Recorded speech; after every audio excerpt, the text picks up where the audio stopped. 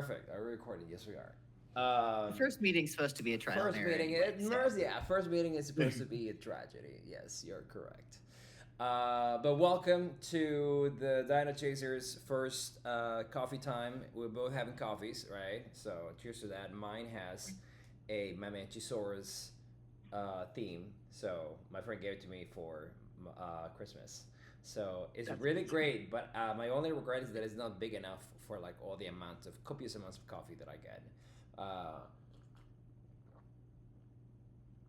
so the main question today, we're gonna go over like a main question. We're gonna go over like like what exactly how are we gonna solve this question, and then we're gonna go on like a maybe 5 to 10 minute Q&A real quick, and then just take it from there and see if we can add more value to the call, and then we're going to release it on YouTube, and then I'm going to link it up.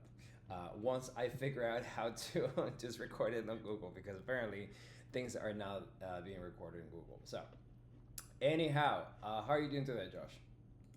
I'm doing great, man. Been looking forward to it. I'm super excited. I had no idea that there's going to be another Jurassic Park coming out. Oh, dude, and it came out yesterday, just like almost like guts. And I actually put it on the group too, and I was like, "Ha, like what do you guys think?" And actually, there are some people making comments on like, "Oh, like there's this new hybrid thing coming up," like, and I saw it, and I was like, I'm really interested because I think that this is a return to like the main franchise. I think they're trying to make that effort of like going back into to the original Jurassic Park, because if you think about the original Jurassic Park movies, if we go on a little bit of a tangent here for a second, like the Jurassic Park movies, the first one was written by Michael Crichton, and they bought the pretty much the rights for making the movie almost right before it was completed. So Spielberg heard about the book being written, and he was like, okay, this sounds like a cool idea for a movie.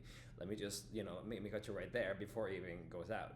So then Crichton wrote the second book because they needed a second movie, and the second movie is loosely based on the second book, like loosely based. It's not even there, and he didn't even write anymore. So the third part, the Jurassic Park 3, like it wasn't. It was just based on like a script. So and then they did the Jurassic World, and then they had another intentions with Jurassic World. I feel like they were just like wanting to make T Rex the hero, and that's fine. That's totally okay. Like but every single time it just I feel like they could have done so much better with the Jurassic World movies. Like they could They have had like such a dealt. good cast. It was such a great cast and such a poor like story to tell. Yeah. Like okay, dinosaurs are released by a 9-year old. Like okay, hmm so and now they can procreate. Okay, okay, great. No, this is not.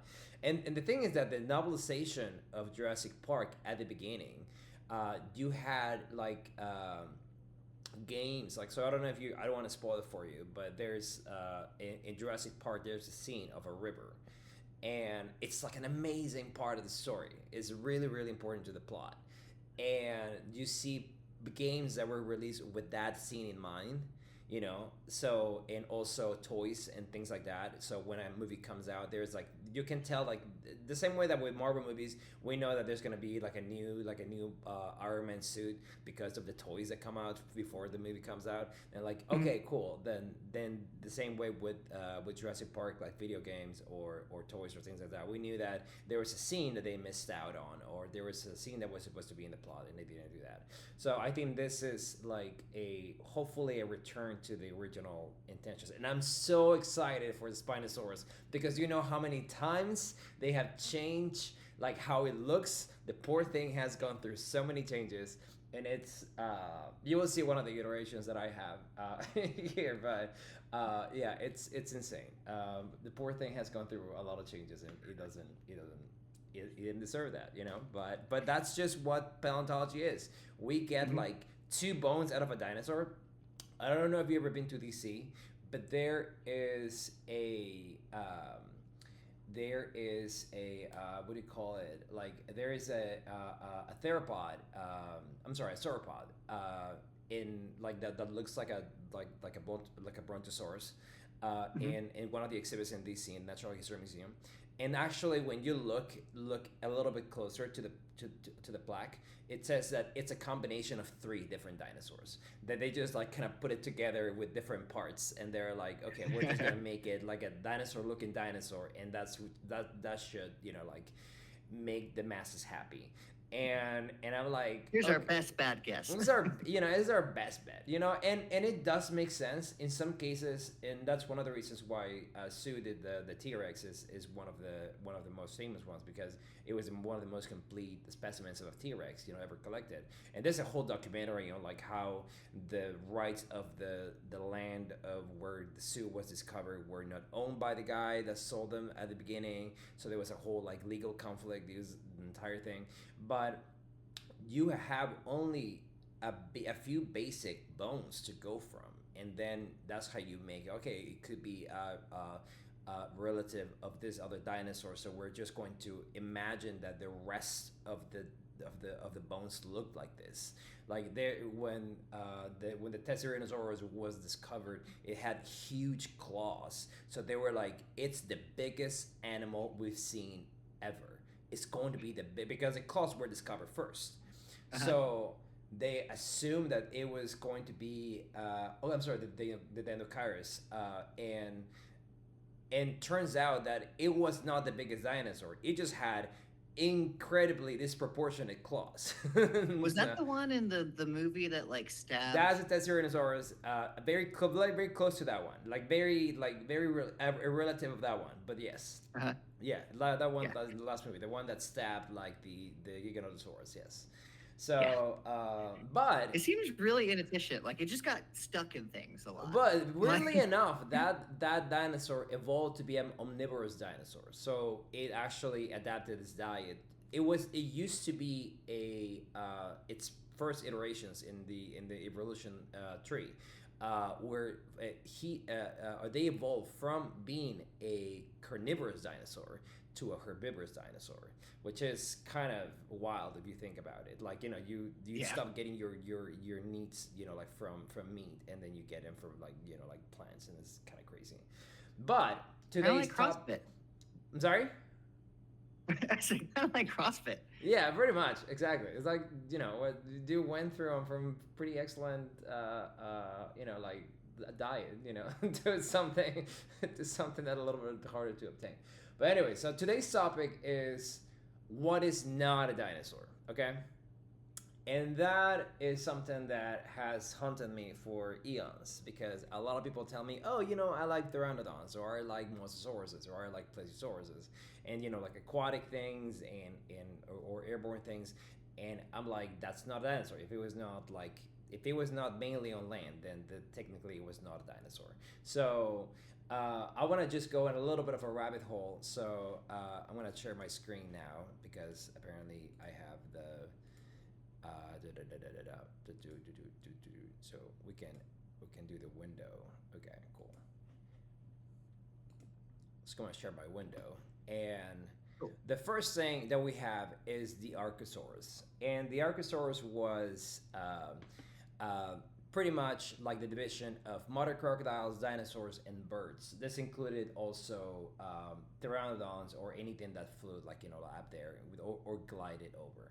Okay, Mhm. so the basic division of dinosaurs themselves, though, are divided into a couple of those that are called, and it's actually by the pelvis, and one of them is the Saurischian, uh, with um, with lizard-hipped, like bones, or Ornithischians, that was a bird-hip bones. So from there, you can see the Saurischians include the sauropods and theropods, and that's that's like a subdivision, right? So from very famous sauropods, you have the Mamenchisaurus. You have the first, I think the Brontosaurus in Jurassic Park, the very first dinosaur that they see when they enter the park, right? Um, Mhm. the Argentinosaurus, the Amorgosaurus, the Dragnotus, that actually has a sick clip in Jurassic Park Dominion at the if you have the extended if you have the extended trailer at the beginning. But my favorite shot of all of them is this is the clip that appears in the beginning if you get the extended version of it. But when they go through the island, if you remember the movie, uh, they also have this amazing shot that is just like chilling at the lake. It's a Dragnotis. Okay, so like it's one of the most popular sauropods. Uh, I also have a picture with a Phytolongosaurus at the Royal Ontario Museum, and it's like huge. It's at the entrance of the museum. So when I went to Toronto, like this was like I asked like a person to take like 10,000 pictures of this because it was really really great. But anyhow, like the third that those are the sauropods. The popular uh, theropods included like my friend the Spinosaurus that changed shapes like so many times. Or you have this is my favorite dinosaur of all time. It's called the Deinonychus, and it meant terrible claw. It was one of the inspirations of the raptors in the movie Jurassic Park at the beginning, because the Deinonychus actually had the size of the raptors in the movie, but actual velociraptors were like very tiny, like chicken size. Oh, really? Well, that explains they like hunted in packs and stuff, so that makes sense.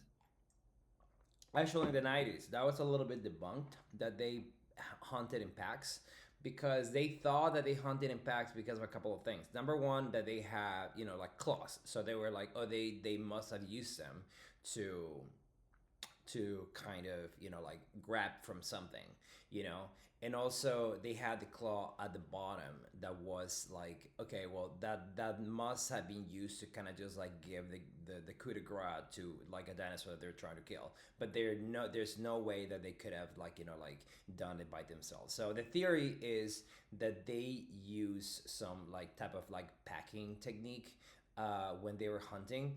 But it's still like it's still a theory. It's not completely confirmed. Okay, Gotcha. so when we're looking at the ornithischians, we're looking at the big bad boy over here, the Triceratops that evolved, and that's one of the things that I'm going to cover in a different call, which is the decline of Hadrosaurus and Triceratops at the end of the Cretaceous era that actually helped the asteroid make a bigger impact than it did. So it kind of disrupted the food chain a lot more, which kind of fast forwarded the extinction of dinosaurs, because it actually didn't happen just when the asteroid hit. That eliminated about 76% of life on the planet, but some dinosaurs survived, and it was because of this. That some of these dinosaurs were not like as populated as they were in previous eras, that facilitated that extinction to be a little bit easier. Then you have like the Ankylosaurus, is also a very famous ornithischian. One of the things that I really wanted to talk about was about the most well preserved nodosaur, which I think they discovered in Alberta. Is the most well preserved, like like fossil, like that we know of. Okay, like That's most of the awesome. bones are there. Like it's really really really great. Obviously, this is a replica because it wouldn't show like the real thing. But and this is actually also another thing that my friends, when we go to the museums, they're like, oh my god, this is like the real thing. I mean, no, they built something out of like resin or something like that, and they made it look like a bone, and that's what they put in museums. They don't show the real thing. There are sections of the museum where they show like the lab, or people kind of just like looking into stuff with microscopes and stuff like that, and people can see them working. So they're like in some sort of like weird like human zoo, where you can see them work, But other than that, it's not like like that much.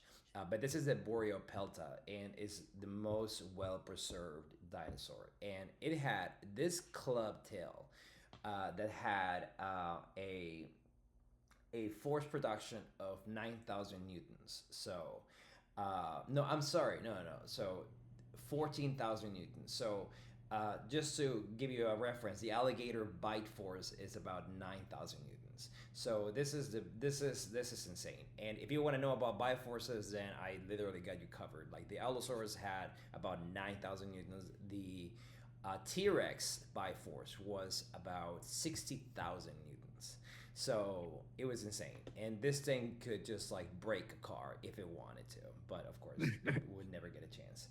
Um, and it's funny because apparently they used it for also like there is evidence of like ankylosauruses just like like impact of this tail in their in other ankylosauruses bones. So like they probably use it for like mating purposes or for like declaring who was the leader of the pack and that kind of stuff. So I think that's really also interesting. The last thing that I want to mention is that like the ones that we get usually confused with is that this is also not a dinosaur. This is the pteranodon, and there are many like these, especially in the Jurassic World movie. There were a few of those when they break into the aviary. Like the helicopter falls. If you remember that bit, like there's a lot of that. There's also my favorite of all time, which is the Quetzalcoatl, that was the size of an F-16. It was huge, and obviously, it can destroy over like everything if it was alive today, but it's not alive today. So that's pretty much, like the what we have as what do we confuse dinosaurs with. So like for me, this always been a main way to answer this question: why do we confuse them with them? Is because dinosaurs spent most of their time on land. Okay, the Spinosaurus was mainly like pescatarian, but it still spent most of its time on land, right? And if it meets the previous description of like like the lizard hipped, like or the bird hipped, then we know that it's a dinosaur.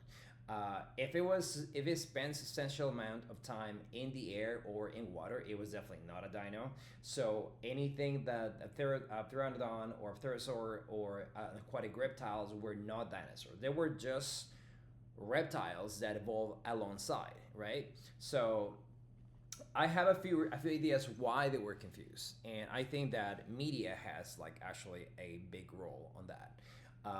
First, we have pop culture. Ever since Jurassic Park came out in 1993, some animals that were also included in the movies or in the books gave the impression that since it was a dinosaur theme park, everything that it had in the movie had to be a dinosaur, right? Number two is how they lived in the same period, right? So you have the Quetzalcoatlus and the late Cretaceous, like the video that I just showed, that also lived alongside dinosaurs, but it was not a dinosaur, right? So dinosaurs started appearing in the early Triassic around 251 million years ago with the Great Dying, and the Great Dying started with the end of the Permian extinction, which eradicated about 95% of life on the planet, which is insane. Like the volcanic activity was so insane that it just like it killed everything, like in the water, in like on land. There was almost nothing alive, but the dinosaurs survived, right? So and it was also categorized as the greatest mass extinction in Earth's history, wiping out like more than 90% of the oceanic species and 2/3 of land species. But dinos in this case were small players. This is also one of the advantages of being small, and one of the reasons why we survived the extinction of the late Cretaceous that when the asteroid hit. Because mammals were like the size of no more than a badger. Like we were very tiny as mammals. We call that like we have the end of the Triassic, and then Jurassic was one of the reasons why they call Jurassic Park is because like Jurassic was when they dominated, when they really had like a lot. But until the late Cretaceous, like the dinosaurs were like literally everywhere. Like they were really dominating, and some of them like ate literal tons of food per day, and their growth rate was like insane. They will go from like I don't know, like very like like cat-sized eggs into like what we call titanosaurs, which were like the biggest dinosaurs of them all, in a span of like 20 years, so it was insane. Um, but the point is that these creatures evolve alongside with dinosaurs, including but not limited to like the mosasaurs, the ichthyosaurs, the plesiosaurs, or gliding reptiles like the Quetzalcoatlus that I just showed. But another reason that I think it happened was because ever since media came out, I found even a early film called The Lost World. Had nothing to do with Michael Crichton's movie, book, or the movie that came out in 1999 or 1998. In 1925, where there was a pteranodon, they called it pterodactyl at that point, before they corrected it. But there's like early there's like an early like presence of that in media. So pretty much just media just ruined everything. It's the same way that marketing is ruined, like like our work. Like I feel like media just like, oh, like something looks like it looks like it looks fun, and it looks something that we could sell something, we could package it in some way and we could sell it. We're just going to go ahead and do that. But as part of the Q&A, I wanted to ask you, what do you think helped mix dinos with non-dinos? What do you think, were you ever at some point, confused that, like something that was not a dinosaur was a dinosaur? Like, tell me a little bit of your story. So honestly, I think it was just media. I think you nailed it. It was just media.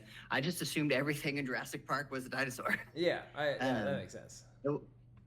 It wasn't until I also didn't realize there was like distinct differences. Like I didn't know there was things that lived back then.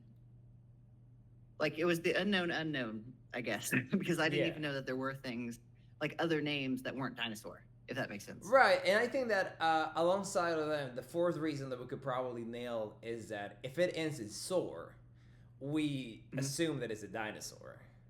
Yes, right, 100%. So plesiosaur, oh, a dinosaur. Nah, that saur means reptile, and this is like again like from the Triassic, Jurassic, and Cretaceous, which is the Mesozoic era. Reptiles had like the biggest time of their lives. They evolve into like amphibians. Evolve a little bit better. Like in the Triassic, but also they all died. Like with right after the Permian. So.